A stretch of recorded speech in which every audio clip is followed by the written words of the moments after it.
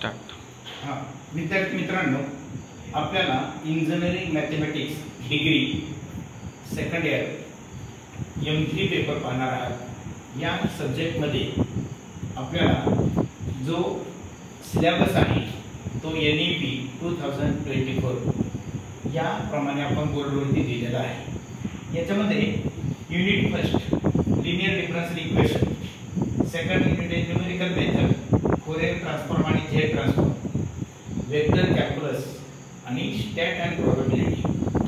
आपल्याला बुकमध्ये दिले unit first, second, third, four आणि 5. मात्र या प्रत्येक युनिटमध्ये दोन दोन चॅप्टर इन्क्लूड असतात.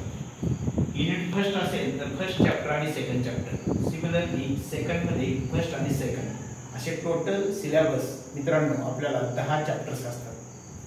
नंबर ऑफ चॅप्टर्स 10 आणि नंबर ऑफ युनिट्स 5. तर यामध्ये आपल्याला जर M3 मध्ये पासिंग पाहिजे असेल, सक्सेस व्हायचं असेल तर मित्रांनो हा व्हिडिओ नक्की पहा. रेडी. आपल्याला M3 मध्ये जो आपण युनिट नंबर 5 आहे त्या युनिटमध्ये चॅप्टर आहे स्टॅट. 9 नंबर चॅप्टर आहे स्टॅट किंवा स्टॅटिस्टिक्स.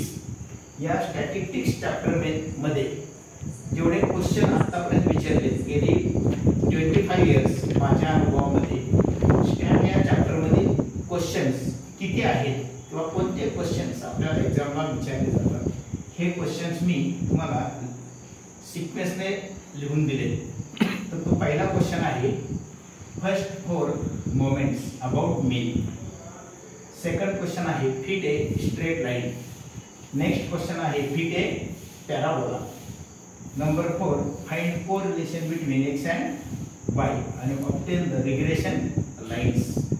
अशा 5 क्वेश्चन मध्ये आपल्याला स्टॅट हा चॅप्टर मार्क्स देतो.